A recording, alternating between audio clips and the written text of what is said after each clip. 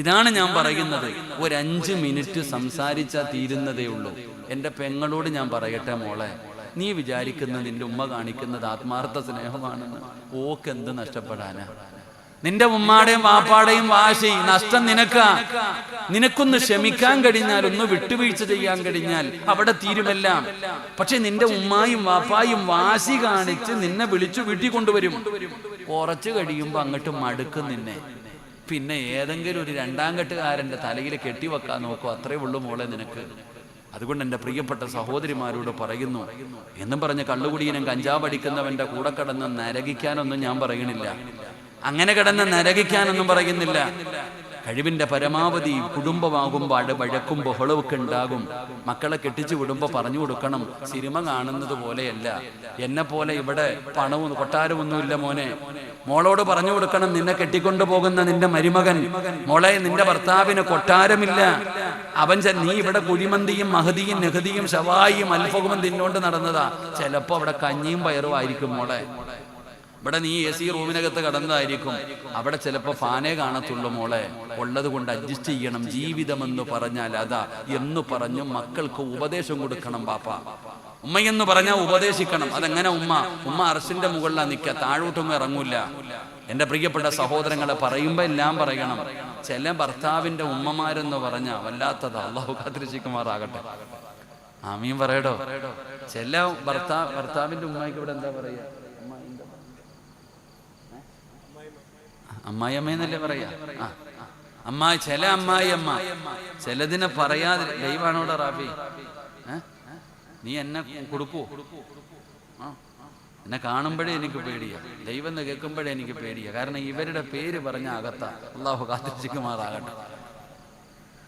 ആകെ ഇതൊക്കെ ഉള്ളൂടോ, വേറൊന്നുമില്ല. ലൈവ് കൊണ്ട് ഇപ്പൊ ആകെ കട്ട് ചെയ്യാൻ മാത്രമേ ഗുണമുള്ളൂ, വേറെ പ്രത്യേകിച്ചൊന്നുമില്ല. അള്ളാഹു നമ്മളെ കാത്തിരക്ഷിക്കുമാറാകട്ടെ. എൻ്റെ പ്രിയപ്പെട്ട സഹോദരങ്ങളെ, ഈ ചില പെണ്ണുങ്ങള് ചെറുപ്പത്തിലെ ഭർത്താവ് മരിച്ചുപോയതായിരിക്കും. പക്ഷെ മകളും മരുമകളും അല്ലെങ്കിൽ മകനും മരുമകളും കൂടെ സന്തോഷത്തോടെ ജീവിക്കുന്നത് കാണുമ്പോൾ ചിലതിന് സഹിക്കില്ല. അങ്ങനെ ഉണ്ട് കേട്ടാ. ചിലതങ്ങനെ തൻ്റെ മകനും മകളും കൂടെ ചിരിച്ചും കളിച്ചും സന്തോഷത്തോടെ ജീവിക്കുന്നത് കാണുമ്പോൾ അസൂയ.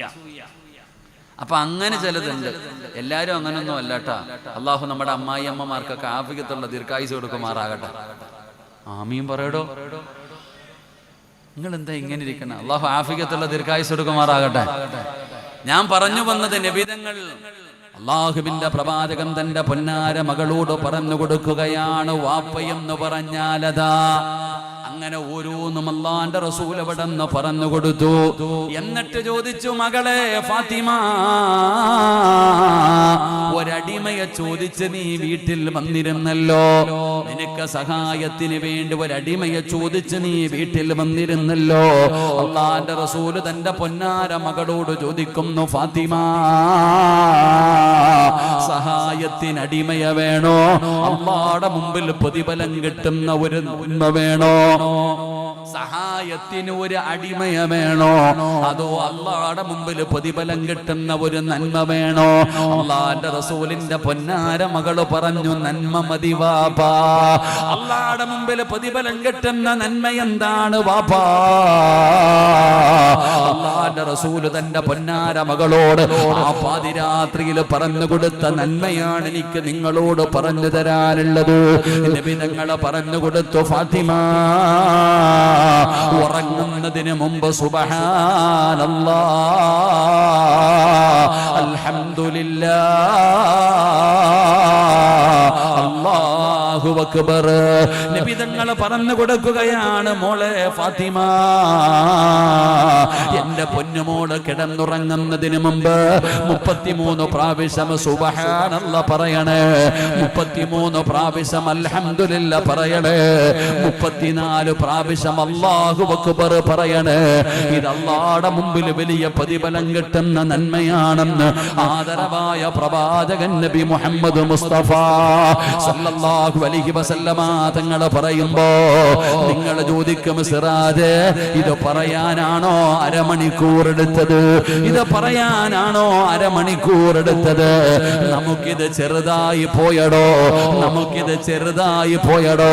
നമുക്ക് കേവലം ഒരു സുബ്ഹാനല്ലാഹ് അൽഹംദുലില്ലാഹ് അല്ലാഹു അക്ബർ എന്നാൽ അല്ലാഹുവിന്റെ മുമ്പിൽ കിട്ടുന്ന പ്രതിഫലം വലുതാഭങ്ങള്.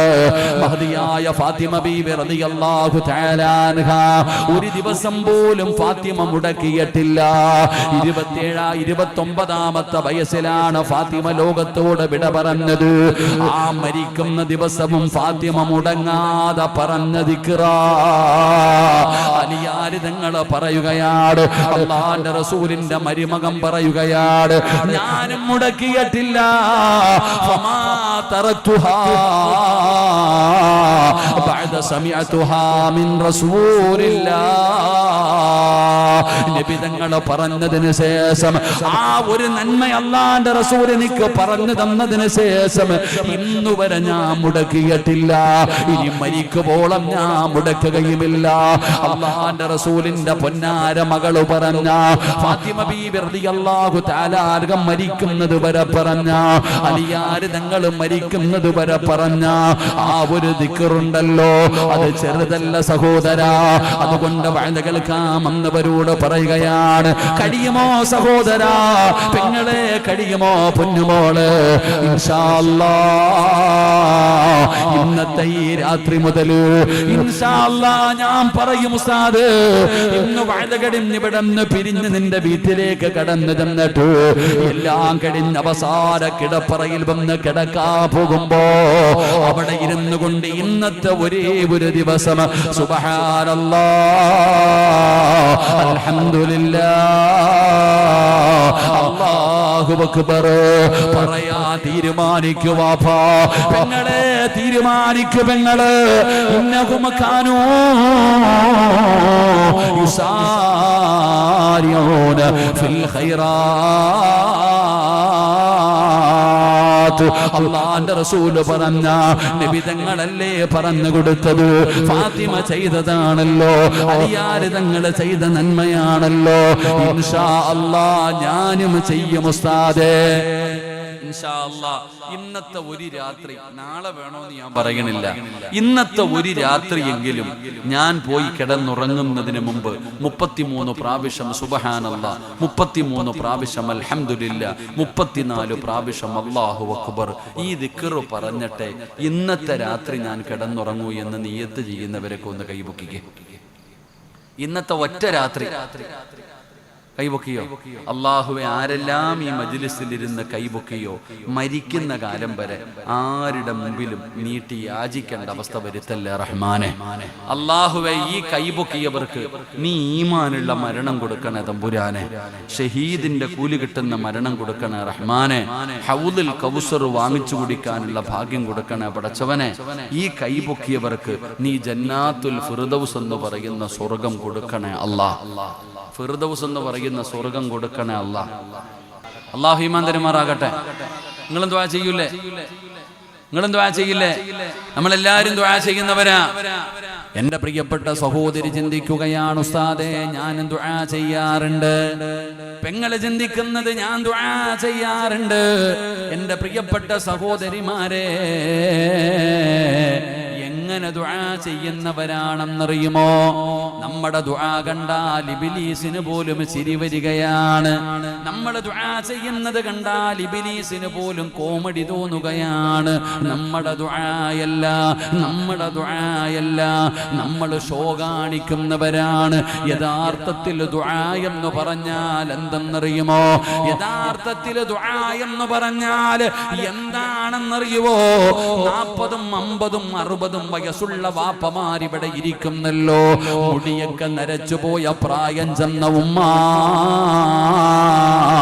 നീ ജീവിതത്തിൽ ജീവിതത്തിൽ ഒരിക്കലെങ്കിലും ആത്മാർത്ഥമായി ദുആ ചെയ്തിട്ടുണ്ടോ?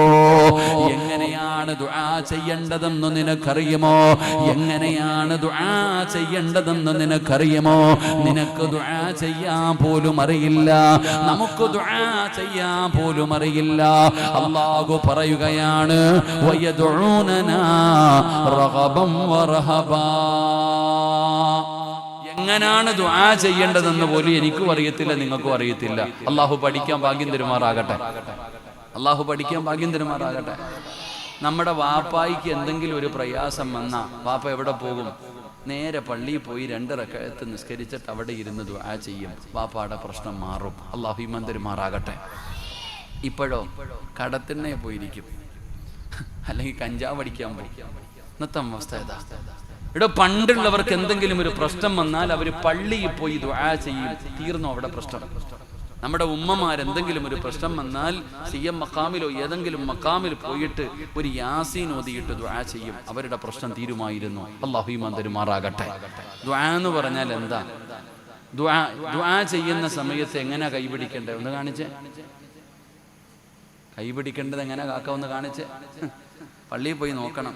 ഉസ്താദ് ദുആ ചെയ്യണ സമയത്ത് തളർത്തി ഇങ്ങനെ ഇട്ടിരിക്കുക, വേണമെങ്കിൽ തന്നാ മതി അല്ലാഹ്. ഇങ്ങനെ ഇരിക്കണേ. മോഹൻലാൽ ഫാൻസിക്കാരനാ, ഇടത് സൈഡാ, ഇങ്ങനെ ഇരിക്കുന്നേ. വേണമെങ്കിൽ തന്നാ മതി പടച്ചവനെ. ദുആ ചെയ്യുന്ന സമയത്തൊന്ന് കൈ പിടിക്കാൻ നമുക്ക് വയ്യ. സദ്യ ഉണ്ണുന്നവനെ പോലെ ഇരിക്കുന്ന ഇല ഇട്ടിട്ട് വെട്ടി വിഴുങ്ങാൻ ഇങ്ങനെ ചമ്മണം കൂട്ടിയിരിക്കുക, ഇരിക്കാൻ പോലും നമുക്കറിയണില്ല. ഉസ്താദ് ദുആ ചെയ്യുന്ന സമയത്ത് ആമീനിന്റെ ശബ്ദമൊക്കെ വള്ളിയിലുണ്ടോ? പാപ്പാടെ വായി നോക്കണം, നാക്കുവല്ലോ ഉണ്ടോ അല്ലാഹ്. പൊതുയോഗത്തിൽ പോണം, അപ്പൊ അറിയാം പാപ്പായ്ക്ക് നാവുണ്ടോന്ന്. എന്റെ പ്രിയപ്പെട്ട സഹോദരങ്ങളെ, ദുആ ചെയ്യുമ്പോ ആമീൻ പറയാൻ പോലും എന്റെയും നിങ്ങളുടെയും നാവ് പൊങ്ങാറില്ല. എന്നാ ദുആ എന്ന് പറഞ്ഞാൽ എങ്ങനെയാണ് ദുആ ചെയ്യേണ്ടത്? അല്ലാഹ് തന്നെ പറയുന്നു പെങ്ങളെ. അല്ലാഹുവിന്റെ വിശുദ്ധമായ ഖുർആനിൽ അല്ലാഹു പറയുകയാണ് എങ്ങനെയാണ് ദുആ ചെയ്യേണ്ടത്. ആ ഫിർദൗസിന്റെ അവകാശികളുടെ ദുആ അല്ലാഹു ഖുർആനിൽ തന്നെ പറയുകയാണ്. എങ്ങനെയാണ് ദുആ ചെയ്യേണ്ടതെന്നറിയുമോ? നിങ്ങൾ കോഴിക്കോട് കടപ്പുറത്ത് പോകുന്നവരാണല്ലോ, പടച്ചവനെ ബീച്ച് കാണാൻ പോകുന്നവരാണല്ലോ. കടലിന്റെ തിരമാലകൾ നിങ്ങളുടെ അടുക്കലേക്ക് ഇങ്ങനെ വരുമ്പോ പേടിച്ചു ഓടുകയാണ്. കാരണം പേടിയാണ്. ആ തിരമാലയുടെ ഉള്ളിൽ വീണുപോയാൽ രക്ഷപ്പെടാൻ കഴിയില്ലടോ. അതുകൊണ്ട് നമ്മൾ പേടിച്ചു മാറുന്നവരാണ്. എങ്കിൽ നിങ്ങൾ ആരെങ്കിലും കടലിന്റെ ഉള്ളിലേക്ക് പോയിട്ടുണ്ടോ? കടലിന്റെ ഉള്ളിലേക്ക് പോകണം സഹോദരാ. പോകും തോറും വല്ലാത്ത ആഴമാണ്. നടുകടലിലെങ്ങാനും ഒരു മനുഷ്യൻ വീണുപോയാൽ, ഈ വയലുകൾ കാമെന്നിരിക്കുന്ന ഏതെങ്കിലും ഒരു മനുഷ്യന് നടുകടലിൽ കൊണ്ടുപോയിട്ട് ഞാനെങ്ങാനും വെള്ളത്തിലേക്കിട്ടാ രക്ഷപ്പെടുമോ ചെറുപ്പക്കാരാ? എത്ര നീന്തലറിയുന്നവനാണെങ്കിലും രക്ഷപ്പെടാൻ വഴിയില്ല പെങ്ങളെ. ആ കടലിൽ കിടക്കുന്ന ഏറ്റവും വലിയ മീനാണ് തിമംഗലമെന്ന് പറയുന്ന മീൻ. അത് കടലിലെ ഏറ്റവും വലിയ മത്സ്യമാണ്. അങ്ങനെ ഞാൻ കൊണ്ടുപോയി വലിച്ചെറിഞ്ഞ ചെറുപ്പക്കാരന് ആ മീനെങ്ങാണം വിഴുങ്ങിയ സുബ്ഹാനല്ലാഹ് പറവങ്ങളെ രക്ഷപ്പെടുമോ? തിമംഗലമെന്ന് പറയുന്ന മീൻ ഒരു മനുഷ്യനെ വിഴുങ്ങിയിരിക്കുകയാണ്. എങ്ങനെയാണ് അവൻ രക്ഷപ്പെടുന്നത്? മീനിന്റെ വയറ്റിലാണ്, കടലിന്റെ അടിയിലാണ്. സാധാരണ മീനല്ല, ഏറ്റവും വലിയ തിമംഗലമാണ്. എന്നാ നിങ്ങൾ ഖുർആൻ നോക്ക്. അല്ലാഹുവിന്റെ പരിശുദ്ധമായ ഖുർആനിനകത്ത് അല്ലാഹു സുബ്ഹാനഹു വ തആല ഒരു പ്രവാചകന്റെ ചരിത്രം പറയുകയാണ്. മോനെ, KGF-ന്റെ കഥയല്ലടാ, എമ്പുരാന്റെ കഥയല്ലടാ ചെറുപ്പക്കാരാ. അല്ലാഹുവിന്റെ പരിശുദ്ധമായ ഖുർആനിൽ യൂനുസ് നബി അലൈഹിസ്സലാമിന്റെ ചരിത്രം പറയുകയാണ്.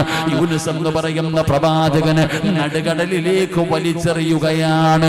നടുകടലിലേക്ക് വലിച്ചെറിയുകയാണ്.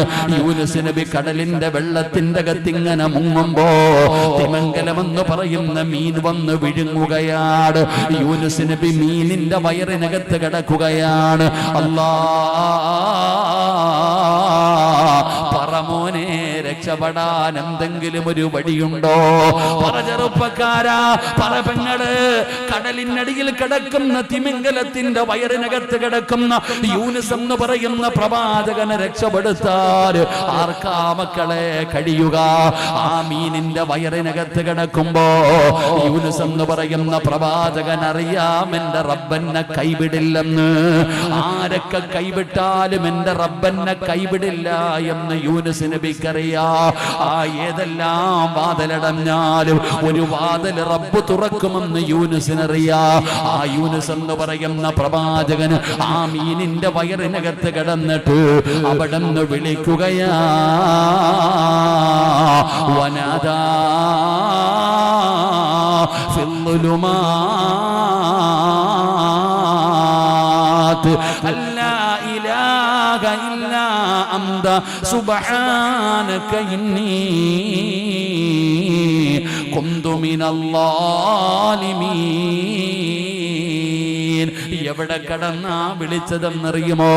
കടലിന്റെ ഏറ്റവും അടിയിൽ കിടക്കുന്ന കടലിലെ ഏറ്റവും വലിയ മത്സ്യമായ തിമിംഗലത്തിന്റെ വയറിനകത്ത് കിടക്കുമ്പോഴും യൂനുസ് വിളിക്കുന്നു, വനാദാ ഫിൽളുലുമാത്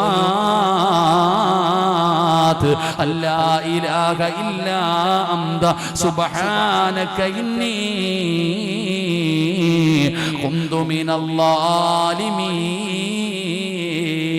അല്ലാഹുവേ, അല്ലാഹുവേ, എന്നെ രക്ഷപ്പെടുത്തണേ അല്ലാ, എന്നെ സഹായിക്കണേ അല്ലാ. ഖുർആൻ തന്നെ പറയുകയാണ്, ലലബിസ ഫീ ബത്നിഹി ഇലാ യൗമി യുബഅസൂൻ.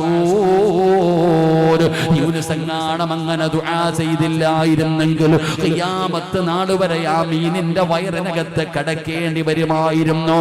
ചെറുപ്പക്കാരാ, ആഴ്ചകൾ കഴിഞ്ഞപ്പോ ഒരു പോറൽ പോലും ഏൽക്കാതെ ആ യൂനുസ് നബിയെ ആ മീൻ തന്നെ കരയിലേക്ക് കൊണ്ടുവന്ന് ജീവനോടെ തിരിച്ചു തന്നു എന്ന് അല്ലാഹുവിന്റെ ഖുർആൻ പറയുമ്പോ, വാപ്പാ, ഇതിനാ ദുആ എന്ന് പറയുന്നത്.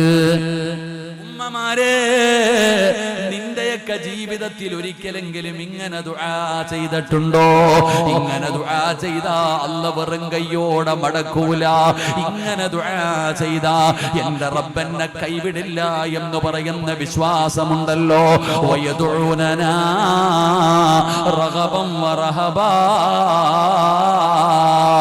ഇങ്ങനെയാണ് ദുആ ചെയ്യേണ്ടത്.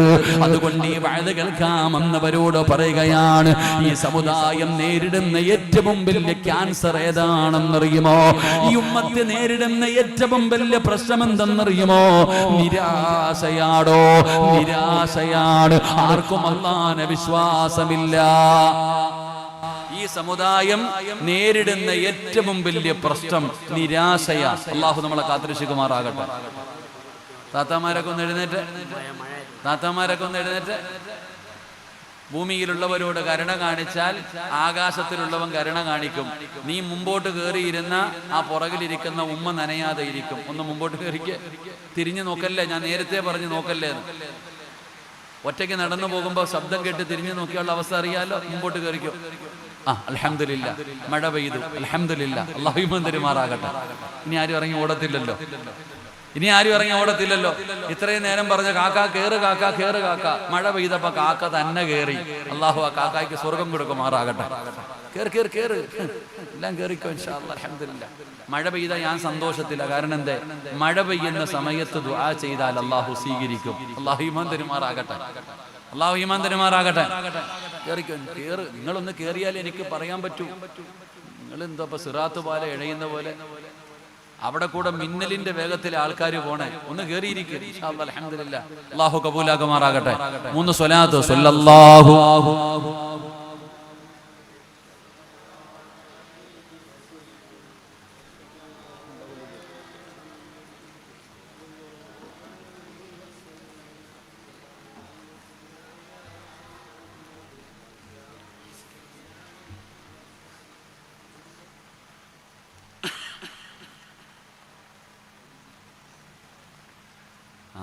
നരകത്തിൽ ഇങ്ങനെ കുടിപ്പിക്കുമെന്നല്ലേ.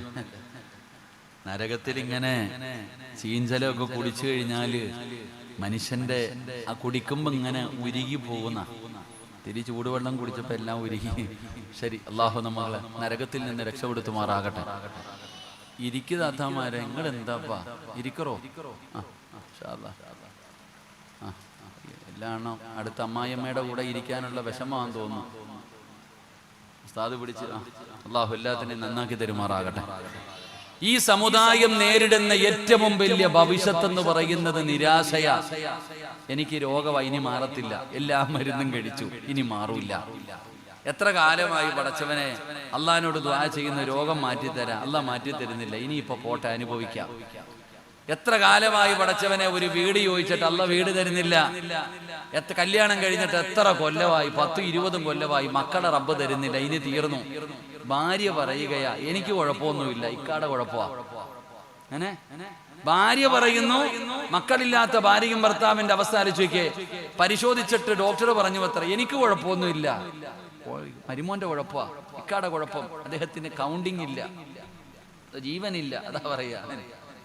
ഭർത്താവ് പറയുന്നു എനിക്ക് കുഴപ്പമൊന്നുമില്ല, ഓൾക്കാ കുഴപ്പം, അവൾക്ക് പീരീഡ്സ് നേരെയാകുന്നില്ല, എന്തോ അതാണ് മറ്റേതാണ് മറിച്ചതാണ്, പിന്നെ പ്രായമായില്ലേ, 10, 35, 40 വയസ്സായി, ഇനി എങ്ങനെ മക്കളുണ്ടാവും, തീർന്നു.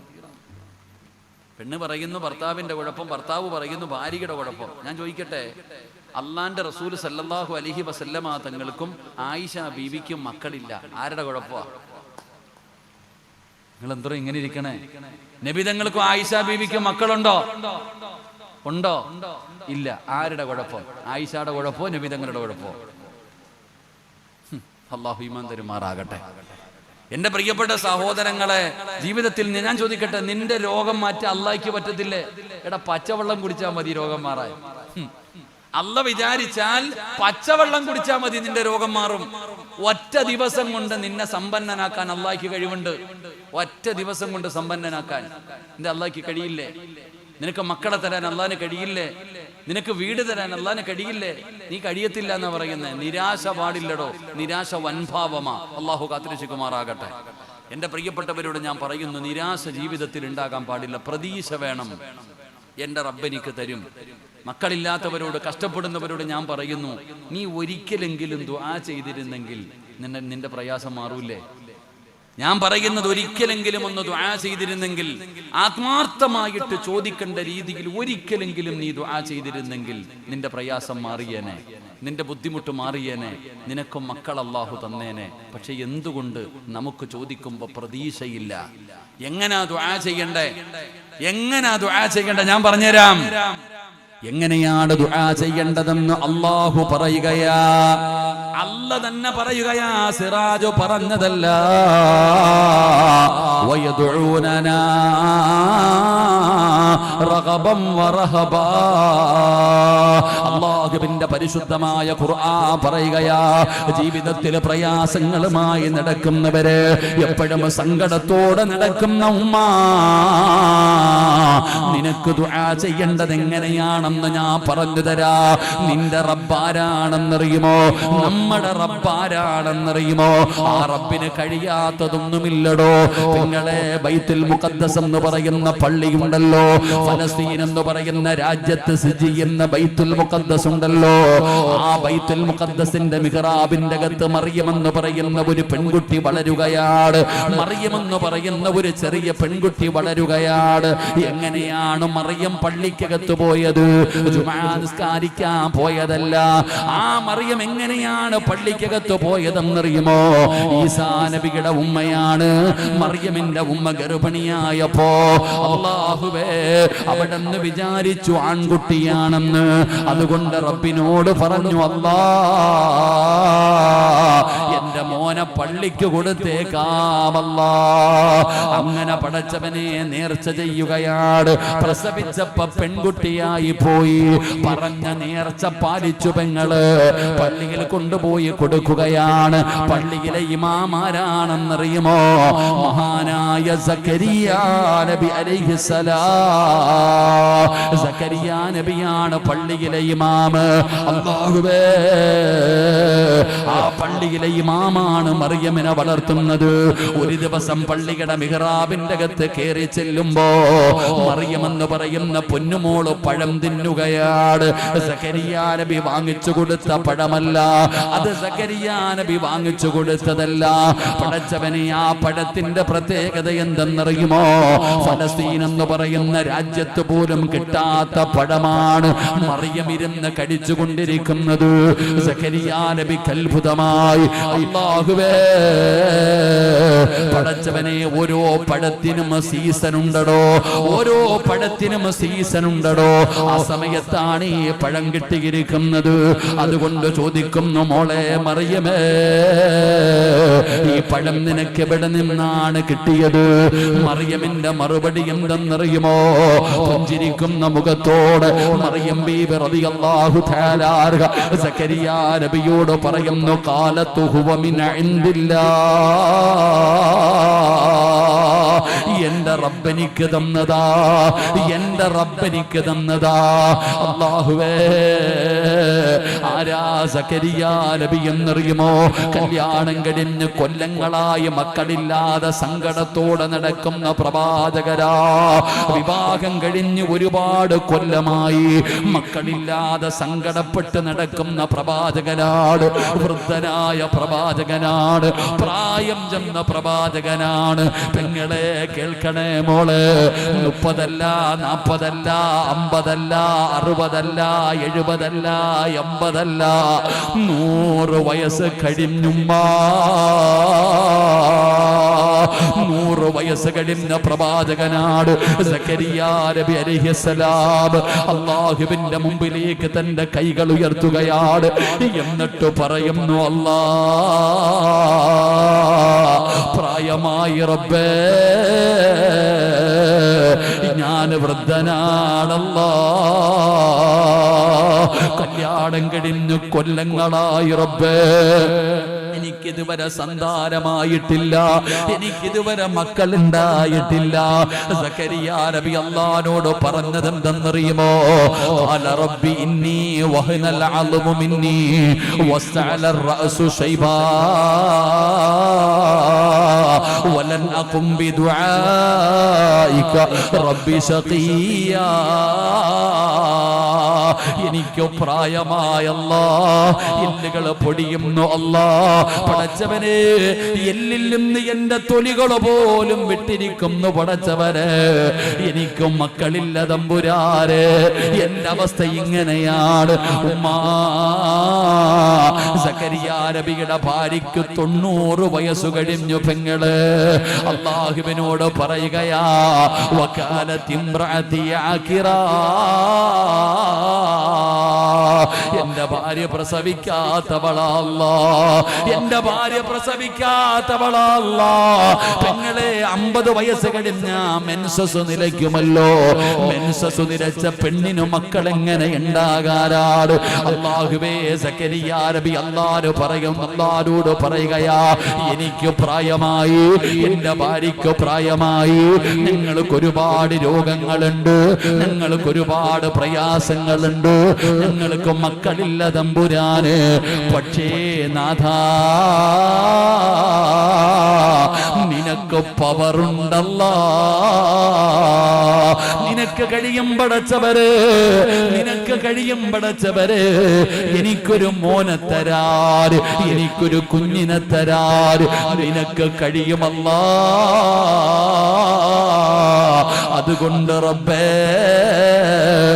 എനിക്കൊരു പൊന്നുമോനെ വേണമല്ലാ. എന്തൊരു പ്രതീക്ഷയെന്നറിയുവോ, എന്തൊരു പ്രതീക്ഷയെന്നറിയുവോ?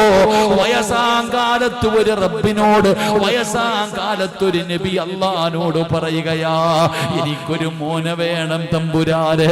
തന്നേ പറ്റുപടച്ചവന്, നിനക്ക് പവറുണ്ട് തമ്പുരാനെ, നിനക്കതിനുള്ള കഴിവുണ്ട് തമ്പുരാനെ. അല്ലാഹുവിനോടൊരു മകനെ വേണമെന്ന് ദുആ ചെയ്തപ്പോ അല്ലാഹു കൊടുത്തു പെങ്ങളെ. അല്ല എങ്ങനെയാണ് വൈദാ സഅലക ഇബാദി അന്നീ ഫഇന്നീ ഖരീബ് ഉജീബു ദഅവത്തദ് ദാഇ ഇദാ ദഅാനി. അല്ലാഹ് പറഞ്ഞത് അല്ലാഹുവോട് ചോദിക്കാനാ, ചോദിച്ചാ തരും പെങ്ങളെ. അല്ലാഹുവിന് കഴിയാത്തതൊന്നുമില്ല, അല്ലാഹുവിന് ലോകത്ത് കഴിയാത്തതൊന്നുമില്ല, ഒരു അല്ലാഹുവിന് തരാൻ ഒരു തടസ്സവുമില്ല.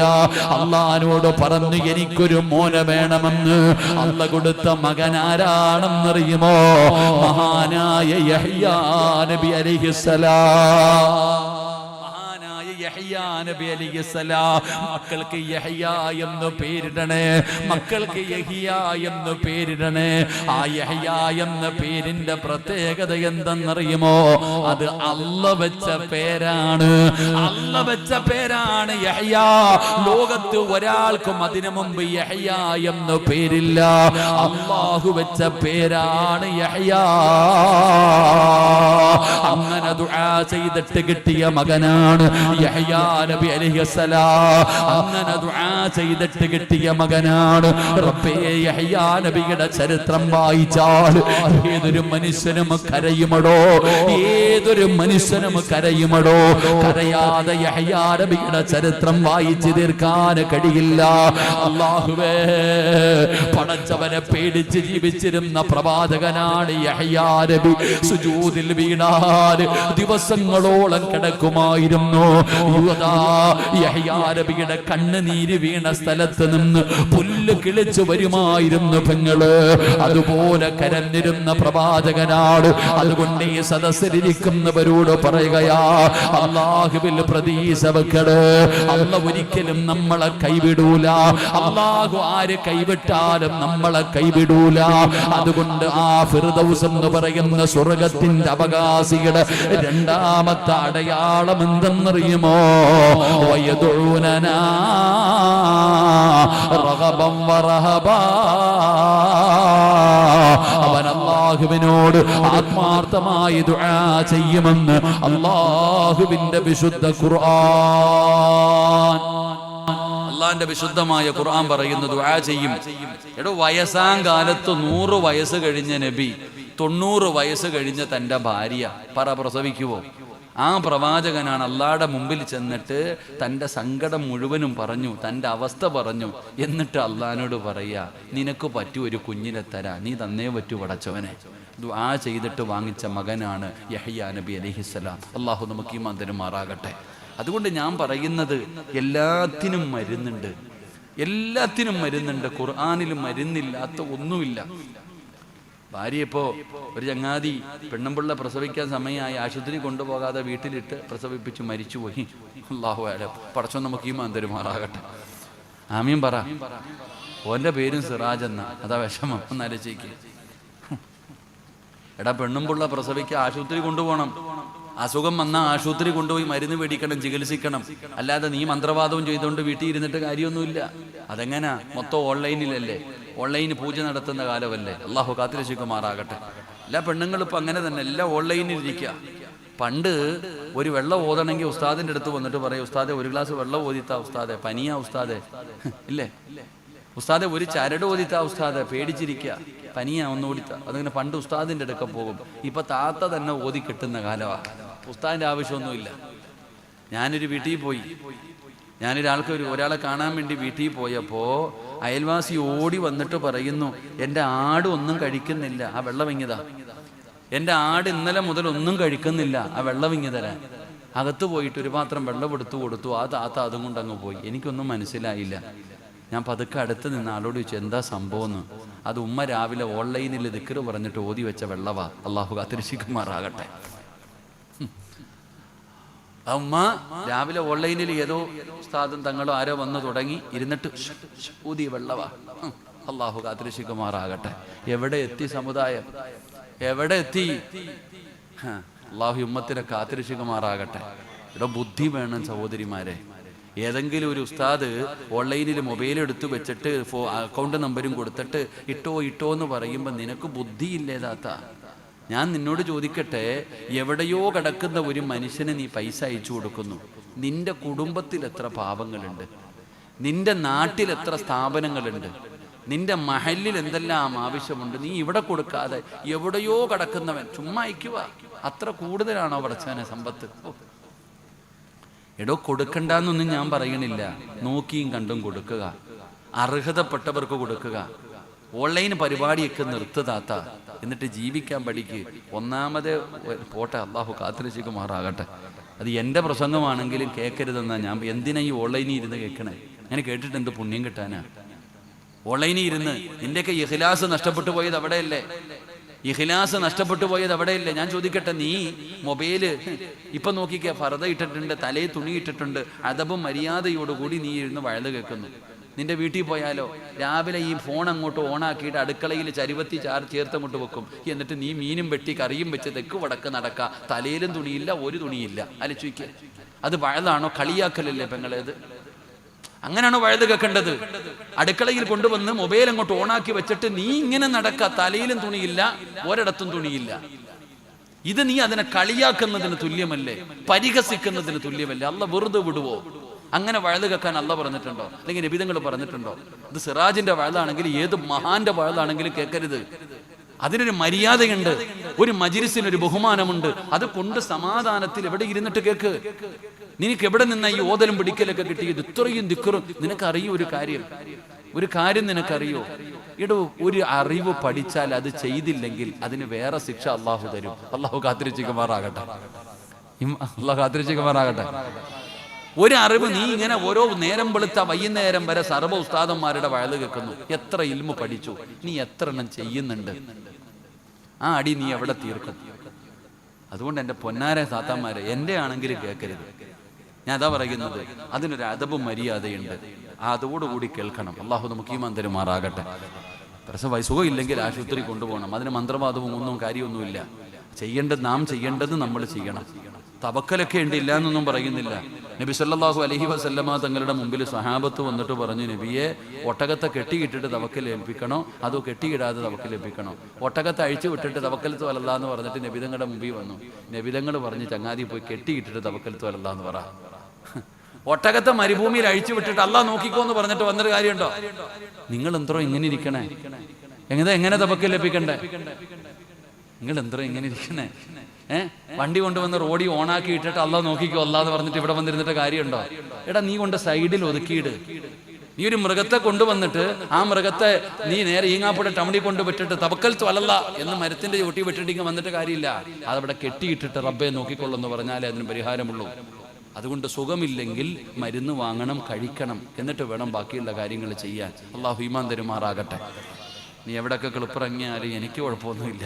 എനിക്ക് പിന്നെ ഇത് രസമാണ്. ഇങ്ങനെ ക്ലിപ്പിറങ്ങിയാലും ട്രോൾ ചെയ്യാലും കുഴപ്പമൊന്നുമില്ല. അള്ളാഹു നമുക്ക് സ്വർഗം നൽകുമാറാകട്ടെ. ഇഷ്ടപ്പെട്ടാലും ഇല്ലെങ്കിലും ഞാൻ പറയും, ദീൻ ഒരിക്കലും ഞാൻ അനുകൂലിക്കുന്ന ആളല്ല. ഞാൻ ഈ രാമനാട്ടുകരയിൽ ഒരിക്കൽ പോയപ്പോൾ ഒരു വാപ്പ എന്നെ ഇങ്ങനെ നോക്കുന്നുണ്ട്. അപ്പോൾ എന്നെ നോക്കിയിട്ട്, നിങ്ങളാ വഴുത് പറയണ ആളല്ലേ എന്ന് എൻ്റെ അടുത്ത് ചോദിച്ചു. ഞാൻ പറഞ്ഞു, ആണപ്പാ, എനിക്കൊരു ഉപദേശം ഉണ്ടെങ്കിൽ വരാൻ. ആ വാപ്പ പറഞ്ഞു, ഉസ്താദെ, ഞാൻ സുബഹിക്ക് പള്ളിയിൽ പോകും, എഴുന്നേറ്റ് നടന്നാ പോന്നെ. കാരണം നിങ്ങളൊക്കെ വഴുത് പറയുമ്പോൾ പറയുന്നത് നടന്നു പോയാൽ പ്രതിഫലമുണ്ടെന്ന്.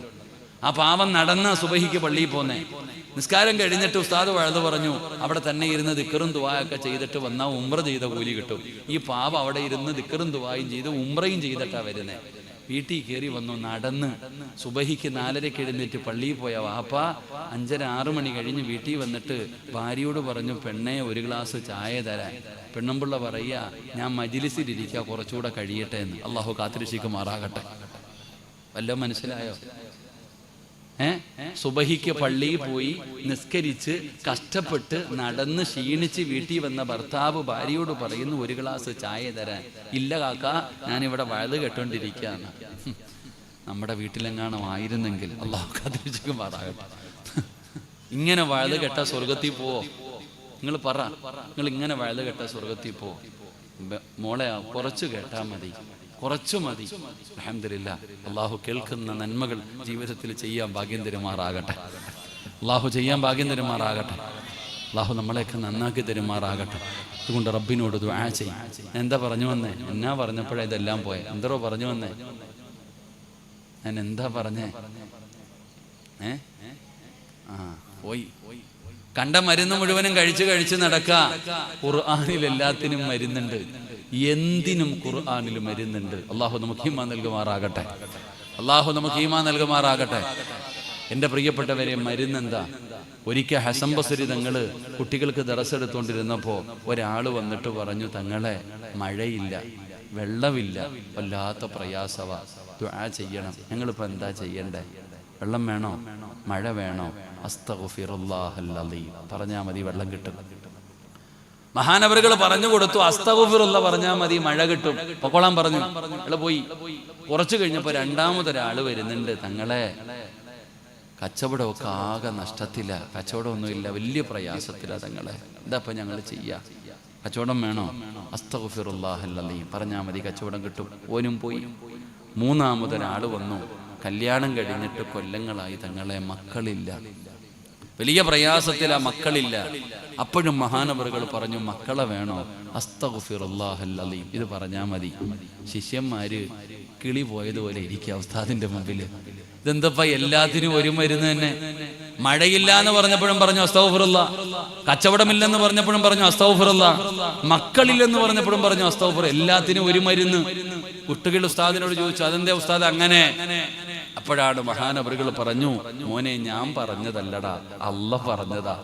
ഫഖുൽതു അസ്തഗ്ഫിറൂ റബ്ബക്കും ഇന്നഹു കാന ഗഫാറാ യുർസിലിസ് സമാഅ അലൈക്കും മിദ്റാറാ വയുംദിദുകും ബിഅംവാലിൻ വബനീൻ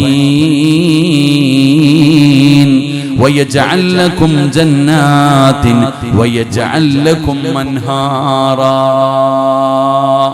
അല്ലാഹ് പറഞ്ഞത് അസ്തഗ്ഫിറുല്ലാഹ് പറഞ്ഞാൽ മതി, ഇതെല്ലാം കിട്ടുമെന്ന. അള്ളാഹു നമുക്ക് ഈമാൻ നൽകുമാറാകട്ടെ. ഉറക്കെ പറ, അല്ലാഹ് ഈമാൻ നൽകുമാറാകട്ടെ. എന്ത് പറഞ്ഞാൽ മതി? എന്ത് പറഞ്ഞാൽ മതി? അസ്തഗ്ഫിറുല്ലാഹ്. അള്ളാഹു നമുക്ക് പറയാൻ ഭാഗ്യം തരുമാറാകട്ടെ. അടുക്കളയിൽ ഉപ്പ് തീർന്നു, എന്തു പറയണം? അസ്തഗ്ഫിറുല്ലാഹ്. അസ്തഗ്ഫിറുല്ലാഹ് പറയണം. കാരണം എന്തേ? അസ്തഗ്ഫിറുല്ലാഹ് പറഞ്ഞാൽ നീ ഉദ്ദേശിക്കാത്ത രീതിയിൽ അള്ളാഹു നിനക്ക് ഭക്ഷണം തരുമെന്ന് നബിയുനാ റസൂലുള്ളാഹി സ്വല്ലല്ലാഹു അലൈഹി വസല്ലം. അള്ളാഹു നമുക്ക് ഈമാൻ നൽകുമാറാകട്ടെ. അപ്പൊ ഇന്ന് പഠിച്ച അറിവെന്താ? ഇന്ന് രാത്രി കിടന്നുറങ്ങുന്നതിന് മുമ്പ് പറയേണ്ട 3 ദിക്ർ ഏതാ? സുബ്ഹാനല്ലാഹ്, അൽഹംദുലില്ലാഹ്. പിന്നെ പറയേണ്ട ദിക്ർ ഏതാ? ഇപ്പൊ പഠിച്ച അറിവേതാ? അസ്തഗ്ഫിറുല്ലാഹ്. അള്ളാഹു നമുക്ക് പറയാൻ ഭാഗ്യം തരുമാറാകട്ടെ. അള്ളാഹു പറയാൻ ഭാഗ്യം തരുമാറാകട്ടെ. ദുആ ചെയ്യാറായോ?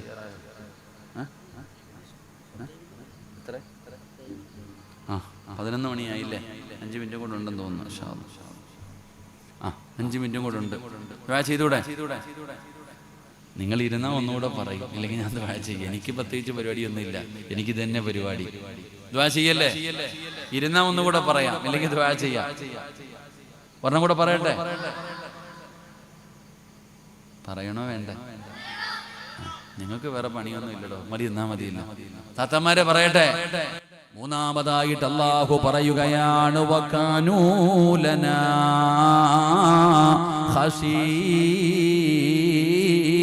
ഖശീൻ. അല്ല പറയുന്ന മൂന്നാമത്തെ അടയാളം എന്തെന്നറിയുമോ? വകാനൂ ലനാ ഖശീൻ. അവർക്ക് അല്ലാഹനെ വല്ലാത്ത പേടിയാ. ആ ഫിർദൗസിന്റെ അവകാശികൾക്ക് പടച്ചവനെ വല്ലാത്ത പേടിയാണ്, അല്ലാഹനെ വല്ലാത്ത പേടിയാണ്. ആർക്കാടോ അല്ലാഹനെ പേടിയുള്ളത്? വഅദ് പറയുന്ന സിറാജിനില്ലല്ലോ, വഅദ് കേൾക്കുന്ന നിങ്ങൾക്കുമില്ലല്ലോ. നമ്മളിൽ ആർക്കാ അല്ലാഹനെ പേടിയുള്ളത്? അല്ലാഹനെ പേടിയുണ്ടായിരുന്നെങ്കിൽ ഇങ്ങനെ ഒരു വഅദിന്റെ ആവശ്യമില്ലല്ലോ. അല്ലാഹ് ആരാണെന്ന് പോലും എനിക്കറിയില്ല, അല്ലാഹ് ആരാണെന്ന് പോലും നമുക്കറിയില്ല. അല്ലാഹനെ കുറിച്ച് നമുക്കൊന്നും അറിയില്ലടോ. അല്ലാഹനെ കുറിച്ച് നമ്മൾ ആരെങ്കിലും അറിഞ്ഞിരുന്നെങ്കിൽ റബ്ബേ, നമ്മൾ ഒരിക്കലും ഇങ്ങനെ ആകില്ലായിരുന്നു. നമ്മൾ അല്ലാഹുവേ ഒരിക്കലും നമ്മുടെ സ്വഭാവം ഇത്രത്തോളം അതപ്പതിക്കില്ലായിരുന്നു. മുസ്ലിം സമുദായത്തിന്റെ അഹങ്കാരം എത്രയോ വലുതാ. അതുകൊണ്ട് എന്റെ പ്രിയപ്പെട്ടവരോട് പറയുകയാണ്, അല്ലാഹുവിനെ ഭയന്ന് ജീവിക്കണേ. അള്ളാനെ ഭയന്ന് ജീവിക്കണേ. എല്ലാം കാണുന്ന ഒരു റബ്ബുണ്ടെന്നുള്ള ചിന്ത വേണേ ചെറുപ്പക്കാരാ. എല്ലാം ഒരു ദിവസം അവസാനിക്കും പൊന്നുമോനെ. അള്ളാനെ പേടിച്ച് ജീവിക്കൂ, 5 നേരം നിസ്കരിക്കൂ, നല്ല കാര്യങ്ങൾ ചെയ്യൂ. മക്കളെ കള്ളുകുടിയും കഞ്ചാവും ഒക്കെ നിർത്തൂ, ദുസ്വഭാവങ്ങളൊക്കെ ഒഴിവാക്കൂ. പെങ്ങളെ നല്ല കാര്യങ്ങൾ ചെയ്യ് പൊന്നുമോളെ. അള്ളാഹുവിനെ ഭയന്ന് ജീവിക്കൂ പെങ്ങളെ. അള്ളാനെ മറന്നുകൊണ്ട് നടക്കരുത്. ഇതൊക്കെ പറയുമ്പോ ഇന്നത്തെ പുതിയ തലമുറ പറയുന്നത് എന്താണ്? ഉസ്താദേ, ജീവിതം ആസ്വദിക്കാനുള്ളതാ, ജീവിതം ആസ്വദിക്കാനുള്ളതാ. നിങ്ങൾ പറയുന്നത് പോലെ സ്വപ്ന ലോകത്ത് ജീവിക്കാനുള്ളതൊന്നുമല്ല. പടച്ചവനെ എത്ര പറഞ്ഞു കൊടുത്താലും ഇന്നത്തെ തലമുറ പറയുന്നത് നിങ്ങൾ എത്ര വഴു പറഞ്ഞാലും ഞങ്ങൾ നന്നാകുകയില്ല. അല്ലാഹുവേ, എന്തൊരു അഹങ്കാരമാണെന്നറിയുമോ, എന്തൊരു ധിക്കാരമാണെന്നറിയുമോ ഇന്നത്തെ സമുദായം, ഇന്നത്തെ യുവതലമുറയ്ക്ക്. പടച്ചവനെ, അല്ലാഹുവിനെ വിശ്വാസമില്ല, മരണത്തിന് ശേഷമുള്ള ജീവിതത്തിൽ വിശ്വാസമില്ല. അതൊക്കെ കെട്ടുകഥയാണെന്ന് പറയുന്നവരാ. അതുകൊണ്ട് എന്റെ പ്രിയപ്പെട്ടവരോട് പറയുകയാണ്, ദീനനുസരിച്ച് ജീവിക്കൂ. ജീവിക്കുന്നത് വല്ലാത്ത ഒരു കാലഘട്ടത്തിലാണ്. ഇസ്ലാമിന്റെ നിയമങ്ങൾ ഓരോന്നോരോന്നായി കാറ്റിൽ പറത്തുകയാണ്. അല്ലാഹുവേ, അല്ലാഹുവേ, വഖഫ് പോലും ഇപ്പം പടച്ചവനെ വഖഫ് ബില്ല് കേന്ദ്രം പാസാക്കിയിരിക്കുകയാണ്. പടച്ച റബ്ബിന്റെ മേൽ പോലും അവര് കൈവച്ചിരിക്കുകയാണ്. എവിടെ എത്തിയിരിക്കുന്ന സഹോദരാ? കാരണം അധികാരം അവരുടെ കയ്യിലാണ്, സർവ്വതും അവരുടെ കയ്യിലാണ്. മുസ്ലിമിനോട് പറയുകയാ, നീ പേടിക്കണ്ട, നീ പേടിക്കണ്ട. ഇനി നമ്മളെ സഹായിക്കാൻ ഒരാൾക്കേ കഴിയൂ. ഈ ലോകം മുഴുവനും അടക്കി ഭരിക്കുന്ന രാജാതിരാജനായ അല്ലാഹുവിന് മാത്രമേ ഇനി നമ്മളെ സഹായിക്കാൻ കഴിയൂ. അതുകൊണ്ട് നീ അല്ലാഹു പറയുന്നതനുസരിച്ച് ജീവിക്കൂ, അല്ലാഹുവിനെ പേടിച്ച് ജീവിക്കൂ. അല്ലാഹുവിന്റെ ഖുർആൻ പറയുകയാ, അല്ലാഹു പറയുന്നതനുസരിച്ച് ജീവിക്കുന്നവന് അല്ലാഹു സഹായിക്കുമെന്ന് അല്ലാഹുവിന്റെ വിശുദ്ധ ഖുർആൻ.